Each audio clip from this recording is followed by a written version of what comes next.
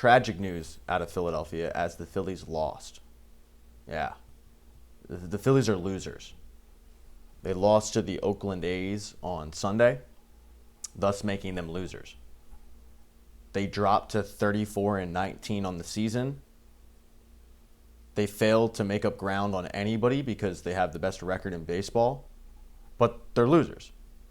And I'm not here to tell you that the Phillies for the past week haven't been facing bad teams. They have. Whether it be the Pirates, the Rockies, and now the A's. Those are teams you're supposed to beat. And the Phillies did.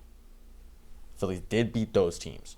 But it's the way the Phillies beat the teams that is going to have some Phillies fans upset waking up Monday morning. It is going to have them scratching their head going, is this team good enough? And I love hearing that in May. As if you're not going to see improvements for the team. One of the things I loathed about working in sports radio was this time of year.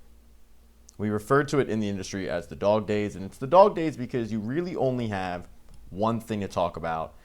If your team isn't in the NBA playoffs or your NHL team isn't in the playoffs, and even if your NHL team is in the playoffs, you're not really talking about it that much because the reality is, and hockey fans fail to just accept this reality, when you talk hockey, it doesn't rate well.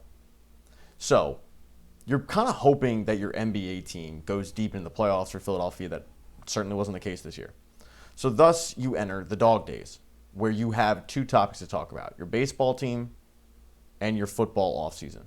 Let's break down wins and losses. Let's talk about guys practicing in shorts, that kind of thing. And it sucks. It sucks. It is the elephant in the room. It is something that nobody on the air will admit to, but yet we all hate. We all hate it. And why? Because the reality is when you work in sports radio, you have to fill 4 hours. You just have to.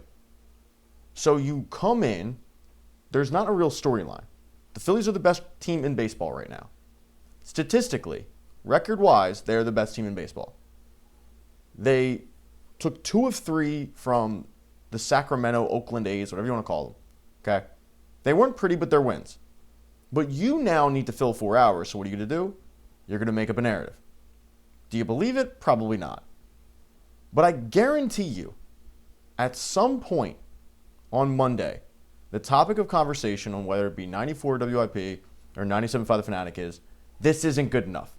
If you think that this Phillies team that we saw this weekend is going to do anything in October, you're kidding yourself. This isn't good enough. It's Trey Turner's defense. It's the bullpen, and blah, blah, blah, blah, blah, blah, blah, blah. And it's like, we have failed as a city, and I do wonder if it is any other city that does this, and I'm sure there is.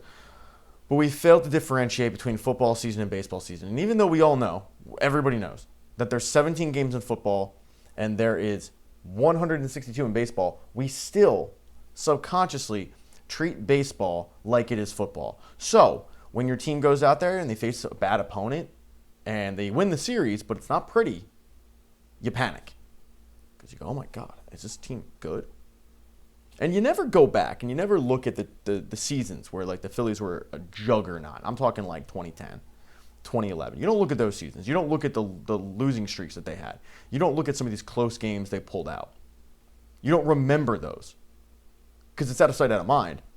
No, you're in the moment and you're thinking of it as this team isn't good enough in May, forgetting that this 3-game series against the Oakland or Sacramento or A's, whatever you want to call them, this 3-game series is basically the equivalent of like a quarter and a half of an NFL season. So like imagine basically what the Eagles did for most of the regular season in the first quarter. That's what the Phillies just did. Is that going to stop sports radio hosts from filling 4 hours by throwing out fake panic? No, it's not. Would I be doing the same thing? Probably. Like, hand up. I hated doing it. I hated it. And towards the end of my tenure at the Fanatic, I stopped doing it. And I would call it out. And I'd be like, let's stop acting like the sky is falling here. And I worked on shows where like that was what we were supposed to do because that is what everybody does.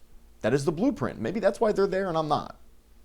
But just know, it is faux outrage, faux panic. It's fake. It is 100% fake.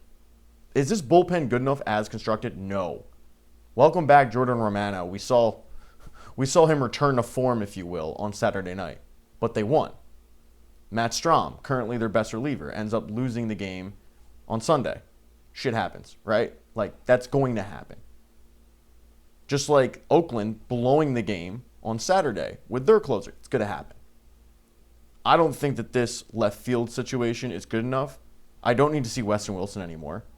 Max Kepler, look, he's the reason why they won on Saturday, but you can't tell me there's not an improvement there that can be made. I've made it very well known I don't think Brandon Marsh is very good, even though he has been on a really nice streak lately. But you can improve upon that. Of course, in May, you can improve on something with this baseball team. And I'm confident that they will. And I have made the call, and I made another video, that Dave Dombrowski should have already made a bullpen move. I don't need to see Carlos Hernandez anymore. I'm good. Jose Ruiz, Jose, no. Don't need to see it. No way, Jose. Thank you, no thank you. Like, this bullpen isn't great. But the starting rotation is really good. The lineup is really good. Trey Turner's bat is really good. Kyle Schwarber, good at baseball. Like, this is a really, really good baseball team. Hence their record being the best baseball team in the league. I'm sorry, in the sport. But yet, you will have that faux outrage. And you will have Phillies fans calling up and saying, I'm telling you right now, it's not good enough. You don't know. You have no idea. Because if you were to sit back in 2022 and tell me that that Phillies team was good enough to make the World Series, you would have been lying. You would have been lying. I mean, at that point in 2022, their manager was Joe Girardi. But roster constructed, you wouldn't have sat there and said, that's a World Series team. Oh my God, is it ever? On the flip side, in 2011 and 2010, you would have said that is a World Series team, and they failed to make it. Because I think baseball, out of all the sports, is the hot team. You know, in hockey, you have the hot goaltender. You can ride a hot goalie to the Stanley Cup. In baseball, it is the hot team. It's one of the reasons why I really didn't want to face the Mets last year, because when Pete Alonso hit that home run off Devon Williams, I was like, this is the team. This is the 2022 Phillies. They're just peaking at the right time. The Phillies are a very, very good team. It's very rare that the best team in baseball, the team with the best record, ends up winning the World Series. Last year, the Dodgers doing it, it's an outlier. You can look it up. But I'm just begging you out there, when you hear it on sports radio, when you yourself are thinking, getting frustrated, watching the Phillies struggle to beat a bad opponent, you're going, this isn't good enough. Just like pump the brakes. The sports radio stuff, it's fake. They hate doing it. It's the worst time of the year to be doing sports radio. This team is fine. And the better thing is good teams find ways to win those games. Just like the Phillies did on Saturday. Just like they did on Friday. And just like they've done for the majority of the season. They've found ways to win. They're winning in different ways. Whether it be the home run ball, small ball, just pitching wise, just getting it done, just shutting a team down. They found ways to win. It's just faux outrage. It's fine. This team's really good. But sit back, enjoy the ride, enjoy the summer, and let's not overreact to 3 games against a bad opponent, because at that point the Phillies are damned if they do, they're damned if they don't. It's like, whoa, if they don't win every game by 7 against bad opponents, then what? They won. Let's be happy about it. Anyway, what improvement do you want to see the Phillies make, though? What do you think the main priority should be? Let me know in the comment section. Subscribe, like, dislike, whatever. You guys know where the buttons are. I'm going to go watch Netflix. Okay, just a heads up. I apologize for the clickbaity title, but once I explain myself, I think you'll understand. So the fight that UFC fans have been waiting for is the unification between Jon Jones, the heavyweight champion, and the interim champion, Tom Aspinall. And it's become evident to just about everybody with eyeballs that Jon Jones has been ducking this fight. Jon Jones wants no part of this fight. And recently, Jon Jones took to Twitter because he was asked, what's it like to be retired? And here's what Jon Jones had to say. I don't know if I want to call it retired. I feel like I'll always have the ability to pop out and show them. I've had many breaks throughout my career. My identity outside of fighting is well intact. I'm genuinely enjoying life. I'm growing in different ways. That sounds like a guy that doesn't want to fight Tom Aspinall. I mean, that's the fight to make. That's the only fight to make at the heavyweight division. You've got this young upstart who has run through the entire division except one guy. And then you've got Jon Jones, who is holding it up with his championship belt. But let me make it clear. I don't think Jon Jones is scared of Tom Aspinall. I don't think really any MMA fighters are scared of an opponent. These guys are usually oozing confidence. They usually think that they can win a championship no matter how much layoff, no matter how quick they have to cut weight. And we've seen that time and time again. We've seen guys end up getting the call 48 hours in advance and go, hey, you want a championship title fight? Sure, absolutely. I think I can win that. And, 99% of the time they get murked. But this is a sport where confidence is key, and I truly believe that the most laughable thing that you will hear in a press conference is, look, he's scared. No, I don't think this is a situation of Tom Aspinall scaring Jon Jones. But what I do think is this is a situation where Jon Jones does not feel like the juice is worth the squeeze. You have to understand about Jon Jones, he is towards the end of his career. Whether he's retired or not, if he walks away now, he will always have Dana White screaming that he is the pound-for-pound GOAT, the greatest of all time. But because he's got Daddy Dana in his back pocket, because every single time Dana White holds a press conference, he finds a way to just nuzzle next to Jon Jones singing his praises, that has given Jon Jones nothing but power, nothing but leverage. And with this particular fight, he's got all the leverage because he knows full well that Dana White is never going to strip him of the belt. So he can take his sweet time pissing off Tom Aspinall and just kick back, and basically use this as a cock tease for not only MMA fans, but for one of the young upstart fighters in the sport, in Tom Aspinall. He can just do whatever he wants because it's Jon Jones's world and we're living in it. But when you reach this point of your career, when you are Jon Jones, when you are sitting with a record that is undefeated, when you are sitting at a record of 28-0, I mean, the one loss, come on. Was it a loss? No, it was like the 12-6 elbow rule, whatever it was. But everybody, I think, can look at Jon Jones and go, this dude has never lost a fight. He very clearly is probably on that Mount Rushmore argument. Why would you take this risk? You can say legacy all you want, but he's right. His legacy is cemented already. His legacy's there. His legacy, however, takes a hit if he takes this fight, which would probably be the last fight of his career, and he loses. Oh, you want to give me Stipe Miocic? You want to give me like a 45-year-old firefighter who hasn't fought in 4 years? Yeah, I'll take that fight. Oh, you want to give me Cyril Gane? Another young upstart, but a young upstart that really hadn't been tested all that much. Did he have a ground game? We don't know. For Cyril Gane, it was like, hey, his footwork is incredible. He picks and pops. He moves great for a heavyweight. Okay, like that was a decent win. But when you look at Jon Jones for the past, 3-4 years now, hasn't really been great. All right, let's take a look at the Thiago Santos fight. Now, this is at light heavyweight. Thiago Santos comes in there, shreds not only one knee, he shredded both his knees in that fight. And it went to a split decision. You could make a case Thiago Santos, who is no longer in the UFC, won that fight. What does he follow up with? Dominic Reyes. I will tell you right now, I think Dominic Reyes won that fight. Now, it was a unanimous decision for Jon Jones, but I think Dominic Reyes won that fight. Dominic Reyes took it to him, just like Thiago Santos took it to him the fight before. And at that point, Jon Jones decided, you know what? I think I'm done here. Yeah, I think I'm going to move up to heavyweight. And boy, did he take his sweet time moving up to heavyweight, didn't he? Had to get his body right. So he moves up to heavyweight. First fight he takes is that Cyril Gane fight. And he dusted him in like a minute. Took him down, showed the veteran savvy that he had, and just choked him out. It wasn't much of a fight. And then, of course, he tears his pec, so he's out for a year. Does he get stripped the title? No, he doesn't get stripped of the title. We're not going to stripping Jon Jones of a title? We're not going to do that.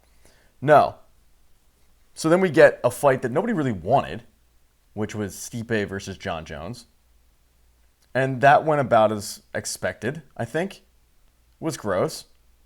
And the whole time, as a UFC fan, you're going, all I want to do is see Jon Jones versus Tom Aspinall. And you're probably not going to get it. Does that mean that Jon Jones is scared of Tom? No. But I just don't think he believes it is worth the risk of tarnishing his legacy, which is ironic because this is a guy who's tarnished his legacy plenty of times, whether it be the arrests, the cocaine, the picograms, you name it. But the fact is the UFC has given this guy carte blanche. He has all the leverage.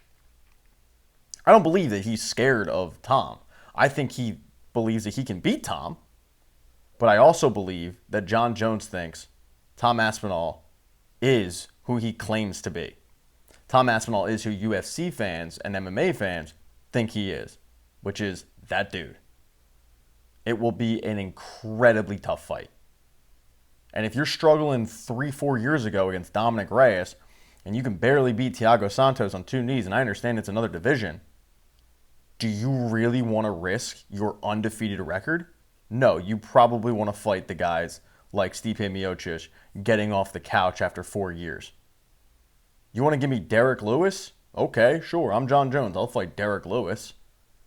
Oh, Tai Tuivasa? Yeah, I'll take that fight. Tom Aspinall? Nah, that ain't worth it. Because he just knows it's a tougher fight.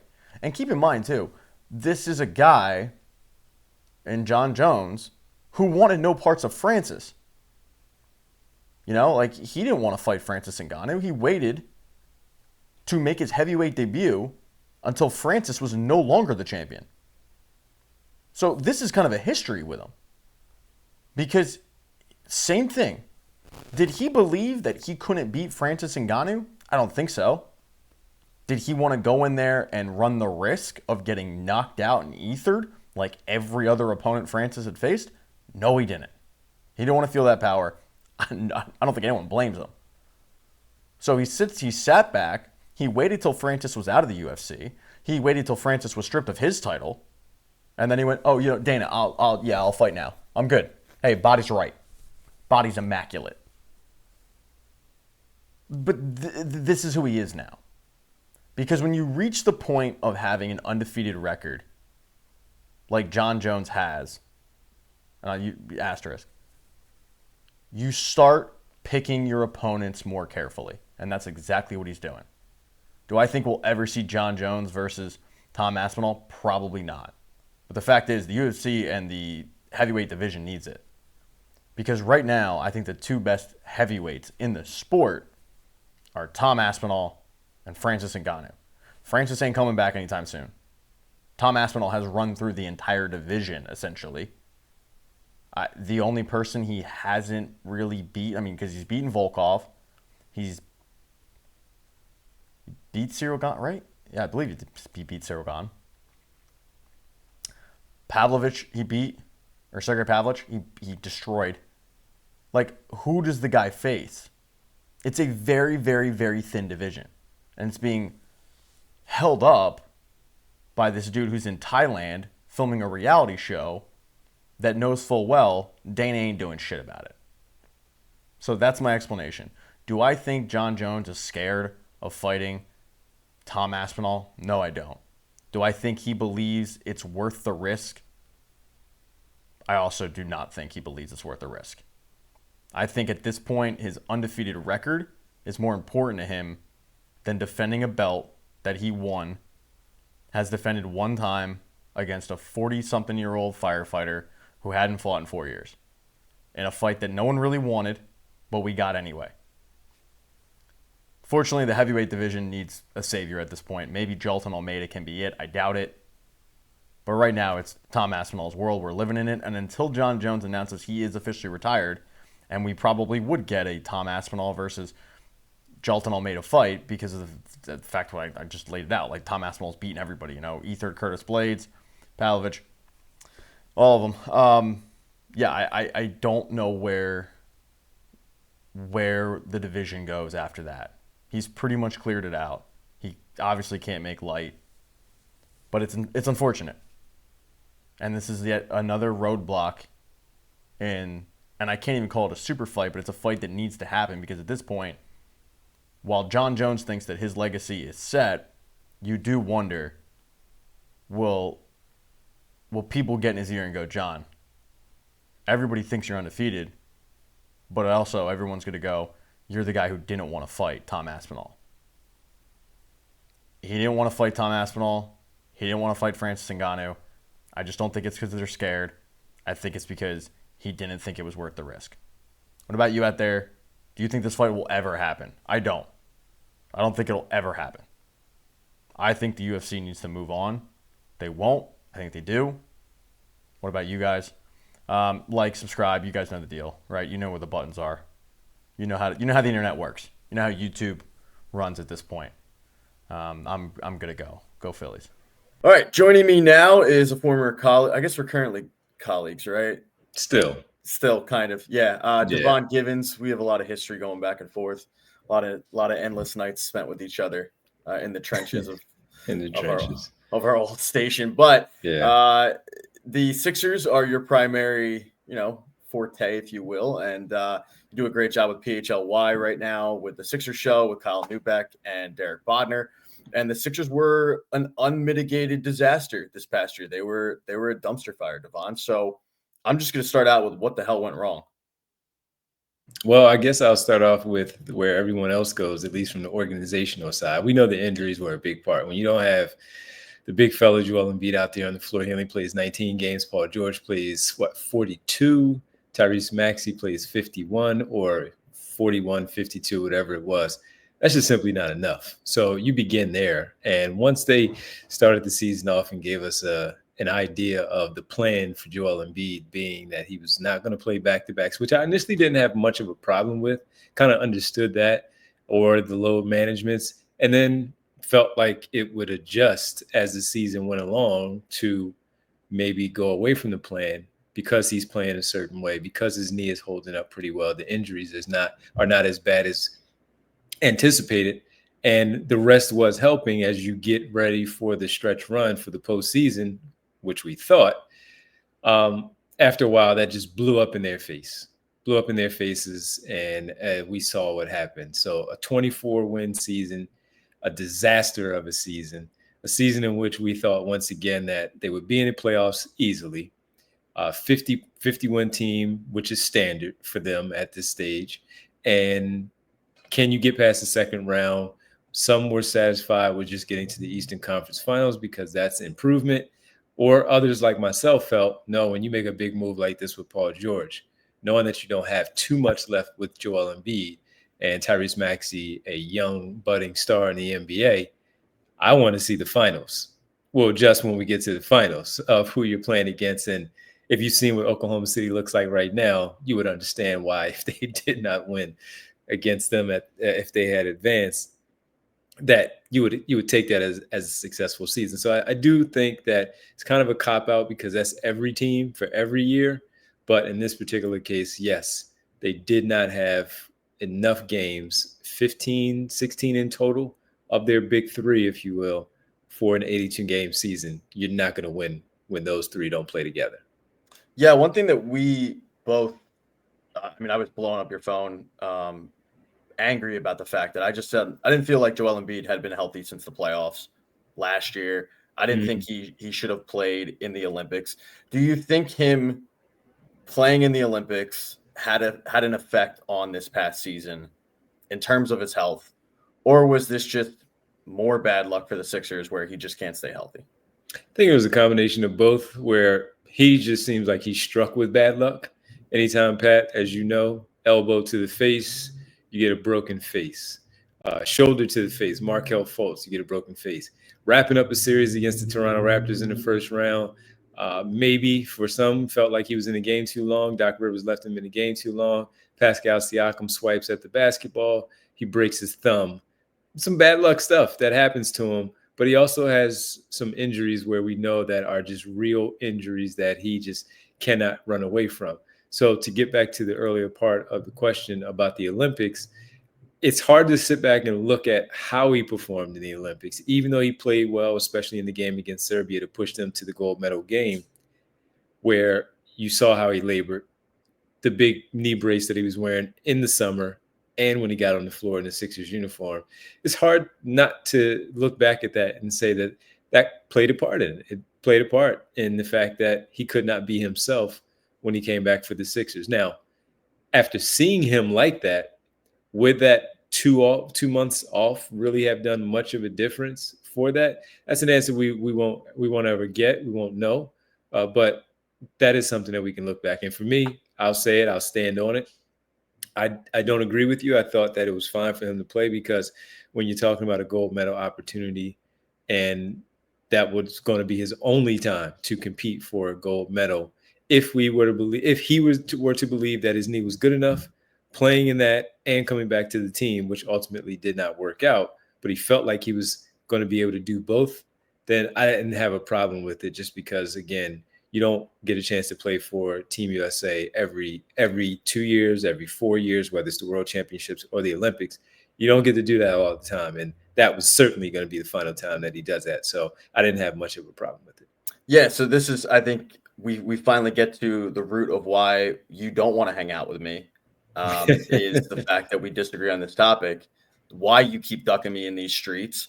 And I invite you out. All of a sudden, it's like, oh, hey, man, yeah. And then all of a sudden, it's like, oh, my daughter's got something. Yeah, I got this thing going on. Yeah, hit me with the family stuff. So everyone's going to be laughing at the loser in the movie by himself. Fine, whatever. Moving on. They signed Paul George. You had said, we expected them to have a good season. And I think every Sixers fan expected them to have a good season. Like I famously had a tweet up in I think late November that said Sixers will be top 4 seed and book it. Yeah, that didn't happen. And the injuries were a huge part of it. No one could stay healthy. Yeah. But do you think that a big three of Paul George, Tyrese Maxey, and Joel Embiid can work? Or is this Al Horford 2.0? I don't think it's Al Horford 2.0. I think it should be able to work. We only had, again, a 15, 16 game sample size to get a real good look at that. It wasn't even a real good look. Joel Embiid did not finish a couple of those games, and we just did not get a chance to really see what that all looked like. Early on, when they first played those games, it may have been 5 to 7 games, and they had a really good record in those where they won, let's say 5 of 7 in that run, or 4 of the 5, how it played out, whatever it was. And it looked like that was something that could really work. But now I don't know that to be true just because of the uncertainty of the injuries or the availability, of Joel Embiid, number one, and then to a lesser extent because there were some freak injuries for Paul George this past season. He also has to be included in that conversation. So I want to say they should work, just like I thought when they signed Paul George in the first place. But I don't have that answer only because of what we just witnessed for the 24-25 campaign, where they didn't play enough and they won 24 games in an 82-game season and are currently set to pick, I'm sure we'll talk about this a little bit later, in the top 3 in the NBA draft. So should work, yes. Will it when they're healthy enough? I don't know. Yeah, I'm running the interview, so I'll decide what we discuss. Thank you. There, just to be clear. Obviously, we'll get to that later. But looking on into the offseason, they do have a couple of pieces that are set to be free agents. Who do you expect back? Who do you expect not to be back? I do expect Quentin Grimes to be back. The only drawback, of course, is he's a restricted free agent. So while they have the availability to bring him back and bring him back at the price that they want, if they get priced out and feel like they don't want to pay him a number that another team signs him to an offer sheet and it's just too much, will he walk? So that number is somewhere in the 4-year, let's say $20 million range. Is that too much? Most likely, somewhere between 15 and 17 is more doable of as high as you would go. So curious about that, but I do think he would be back. Gershon Yabusele, I would like for him to come back. He showed a lot in a lot of various roles just because he couldn't play the role that they initially signed him for due to the fact that the injuries were happening and the other two players, specific George and Embiid, were on the floor to see how it all worked out.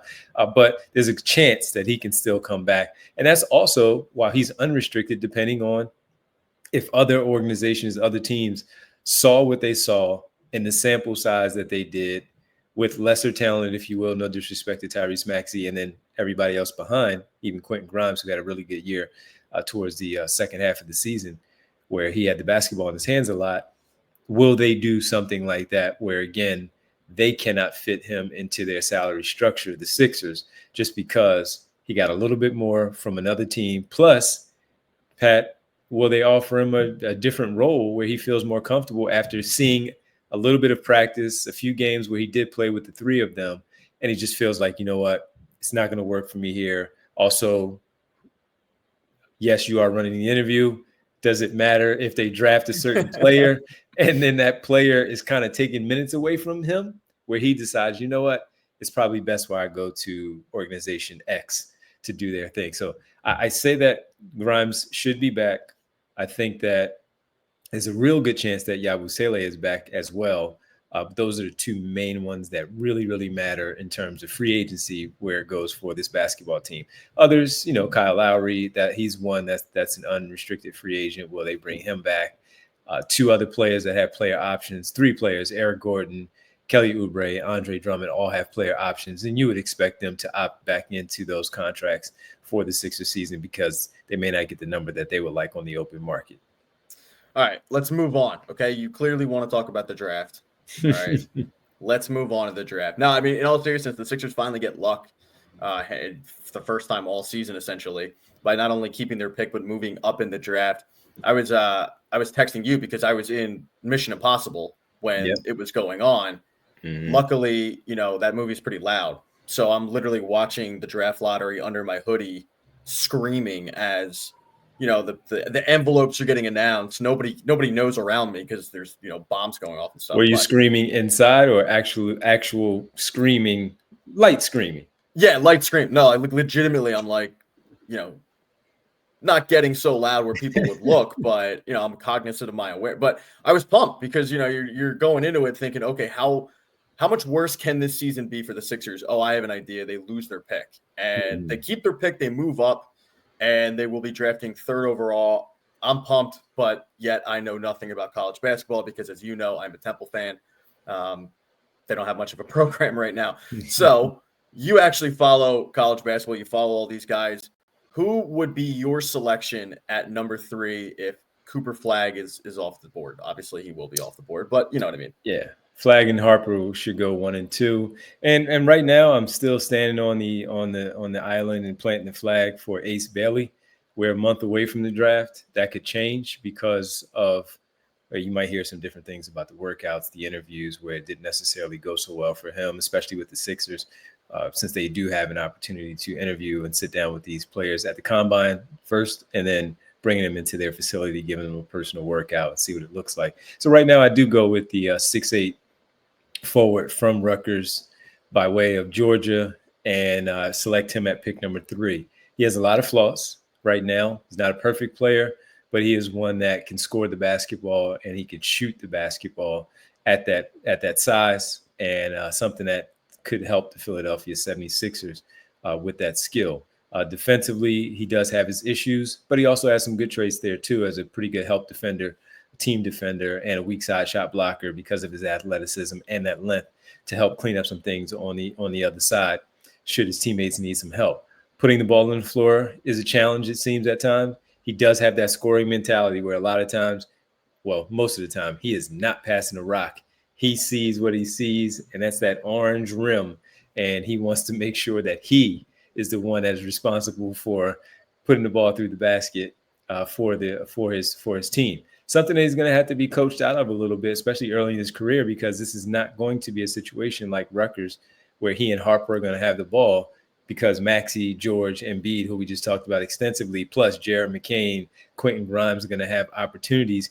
He'll be featured, but he'll be way down. He'll be lower in the pecking order than he was, of course, in high school and in college. So things that he needs to work on, but also some really, really, really good skill set that can be worked on to refine to, like all these young players, Pat, coming in 18, 19 years of age, where they all have things that they need to improve upon.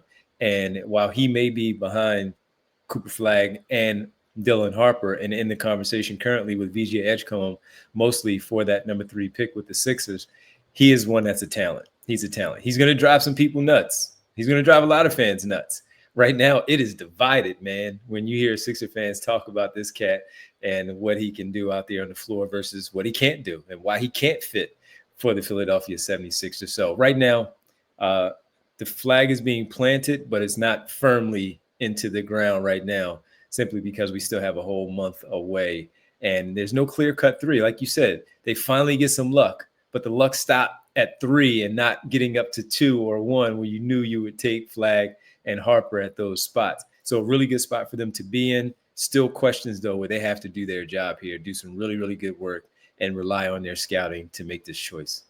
Yeah, I mean, I do want to remind Sixers fans that while it looks like this is a 2-player draft, another 2-player draft or alleged 2-player draft was John Wall and Evan Turner. And we all know how that played out. Like, it's a 2-player draft, but it's not, if that makes any sense. You know, you just have to hit the pick. So I'm a little optimistic on it, more so than I think others.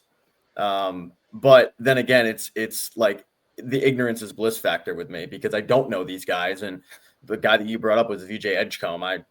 I will be flat out honest with people because no one's watching this anyway. It's just us girls talking. Like, I didn't know who the hell he was until you texted me his name. So for those of people like me, all right, who were nerds watching movies, tell the people who the hell this kid is. VJ Edgecombe from Baylor. He's a kid from the Bahamas. He played for the national team also, so a young player that played on their national team with other professionals like Buddy Hield, Eric Gordon, who could potentially be a Sixers teammate, where he had some good reviews for playing as a young player, as young as he is, with that national team. So for Baylor, he was a big part, obviously, of their program, making the all-freshman team and making the all-conference team. One that is 6'5", where he comes in with a defensive profile, super athletic at 6'5". Concerns about putting the ball on the floor, getting to the rack, finishing, shooting, number 1 offensively as well. Can he shoot at a decent enough clip where you can trust to keep him on the floor, even if he's not going to have a Klay Thompson, Steph Curry type of shooting profile where he can still knock down some shots while he's out there on the floor. We were talking on the show, Pat, on the Sixers, on our PHLY Sixers show, and I just randomly threw out DeAnthony Melton's name by way of just talking about the Sixers offense. And then Kyle kind of went into like, yeah, think of DeAnthony Melton. While he's a much better player, we think, than DeAnthony Melton, prospect at least coming out, where Melton was drafted in the 20s. This kid's going to be drafted in the top 5 of his draft class, where this is a player that can do a lot of stuff, a lot of disrupting on the defensive end, a lot of passing lanes that we know that are important, get his hands in there, can move his feet, stay in front of his assignment. And also he just needs to, like everyone else, kind of beef up his body. The other part is, Pat, he has a different mindset than Ace Bailey. What Ace Bailey is, I'm getting mine. I'm an offensive scorer. I'm going to do all this. This kid is not to say that Bailey isn't. This kid is I will do everything that is asked of me type of player out there on the floor to make a difference. Also a player we mentioned just as an example, Dyson Daniels for the Atlanta Hawks, who just made his first all-defensive team. He was first team all-defense in the NBA. He just say, hey, put me out there next to the scoring guard, who is Trae Young, and all I'm going to do is take the best offensive perimeter player, go out there and try to shut him down, make life difficult for him. That's the type of player that VJ Edgecombe is, where he comes in and he's just trying to be disruptive on the defensive end, make all the right plays, be a good teammate, and really just impact winning is who this kid is. So while he has, again, they all do, has his flaws, it's just a matter of which flaw you feel like you can deal with the most early on that could be corrected. And then the kid maybe turns into something 3-4 years down the line where he could also be a face of the future for you with Maxey, McCain, whomever it might be here in the Sixers uniform. So the kid is very good, very talented, but there are some skeptics who do not like him either because you don't want any more quote unquote smaller guards. He's not 6'2" like Maxey and McCain or 6'3". He's 6'5", shorter wingspan, but there are some players who have had a lot of success, Hall of Fame careers as well, even with the shorter wingspan, because they just have a motor. They want to win, and they go out there and do all the little things to impact winning. And he seems like a player like that. All right, I don't want to keep you here all day, but I do have two more at least. So you talked about the coachability thing. They have a coach in Nick Nurse who is one of the best coaches at developing young talent. I mean, the job he did in Toronto with guys like Fred VanVleet and Pascal Siakam, and I think he made Kyle Lowry who he is today. And he took a lot of these guys and coached them up, and you've seen it in Philly a little bit with Ricky Council the fourth, who I know you're a huge fan of, coming on a 2-way contract, and how much of an impact is Nick Nurse going to have in the decision factor when it comes to number 3 pick? Is his voice going to be heard in that room, or is it going to be Daryl Morey and Daryl Morey only? I had a stroke there. Making the call.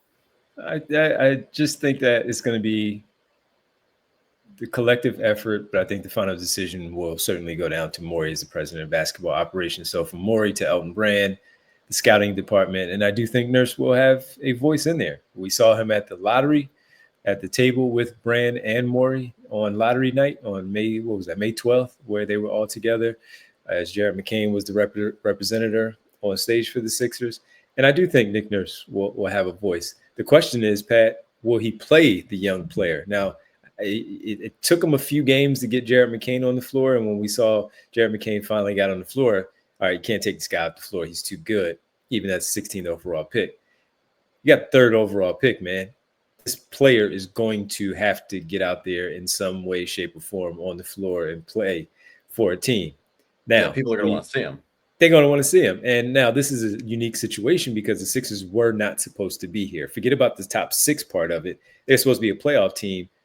Had they done that, picking 24, that goes to OKC, you really don't care, right? Yeah. But this is something totally different where this one, to your point, bad luck season, but they do get the luck of keeping the top 6 pick, and they even move up 3 spots to get the 3rd overall and have an opportunity to select one of the players that we talked about a little bit earlier. So they're going to have to hit on this. So I do think, Pat, he has to know that going in, and even they have to know when he's speaking to the front office. So the front office relaying to him, we're going to have to play this guy. We're going to have to find a way to get him on the floor. And should he be playing over some of these other players? The starters, let's assume the starters are Oubre, George, Maxey, and Embiid. That's your 4. Now you have McCain, potentially Grimes, Justin Edwards, to your point of player development from a year ago, Adem Bona, and then you add Gordon and Drummond just because they are going to get their player options and most likely stick with the team as a result. So where does he fit in? Where does he break into that rotation of those 11, 12 players that we just ran off? And should he fit? And based on where he's being selected, yeah, you got to find one of those are going to be a starter, and you have to find a way to get player X, whether it's Bailey, Edgecombe, Con Knipple, or Trey Johnson, Jeremiah Fears, whoever it is, that they're going to have to find minutes on this basketball team. He's the one, Nurse, that's going to have to find a way to get him on the floor. So I'd imagine, Pat, with this player, when Nurse, Brand, and Morey are talking, how do you see him fitting in the offense, in the defense? How do you see him getting minutes for you right now? And I think that's where his voice will be heard. All right, and last one, looking at Daryl Morey, is this his last chance? Because you said it, like they need to nail this pick. And I think I brought it up with John Marks on Philly. Like they haven't had the best eye for talent when it comes to top 3 picks. Like, okay, Joel Embiid was drafted 3rd overall, but we all know he would have been the 1st overall pick. You look at Ben Simmons, Markelle Fultz, Evan Turner.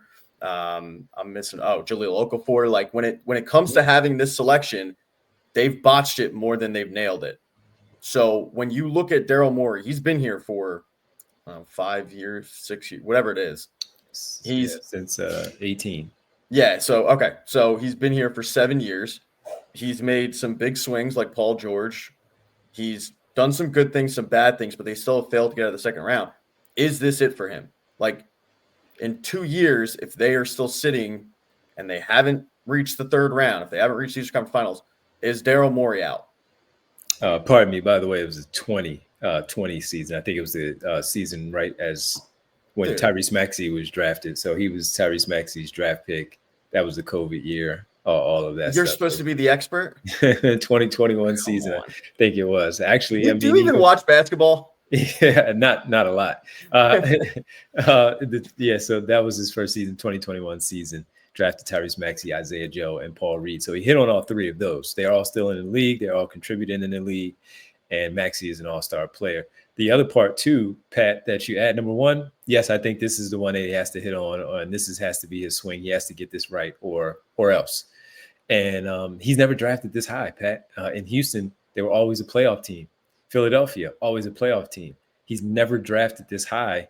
So this is the first time he's going to draft a player where he's selecting in the top 5 and even the top 10, I believe, overall for his career. So as well as he has done, Jared McCain last year at 16, Adem Bona in the 40s a year ago as well in the McCain draft. And then everyone else that we know from Maxey, Reed, and Isaiah Joe, the players in Houston that he selected, he has never drafted anyone as high as they are going to be drafted in June. So, yes, he has to hit on this for the organization. And I think he needs to hit on this to also make it easier for Josh Harris to keep him around. All right, Devon. I don't know if we had a good time, but we had a time. We always have a good time. It would be nice if you would hang out outside of Zoom. We'll figure that part out. No, you're ducking me. It's fine. You're ducking me. Really quick, 30 seconds. Who wins the NBA championship? Right now, I hate to say it, but Oklahoma City Thunder. That was my choice at the beginning of the year. And I still think that they have shown no signs in the first 2 games of the Western Conference Finals that should be anybody's choice but the Oklahoma City Thunder. Personally, I hope it's the other way around on the New York side. Yeah, you're hoping Indiana. It's not. I'm hoping New York finds a way to get through it and face the Oklahoma City Thunder, and I hope it works out for them. But right now, I pick the Thunder still. All right, you can follow him on Twitter at Devon Givens, and then obviously watch him on the PHLY with Derek Bodner, Kyle Newbeck. Those guys are tremendous. It's the best Sixer show that you're going to get, not only in the city, but just in general. The knowledge you're going to get is tremendous. So definitely check them out. Devon, I would say I appreciate it, but you hit me with real bad news before we started recording, so I'm not pleased right now. I'll fix that. I'll correct that problem. You won't. You never do. I will. It's empty promises, Devon. It's always empty promises. All right, man. I appreciate it.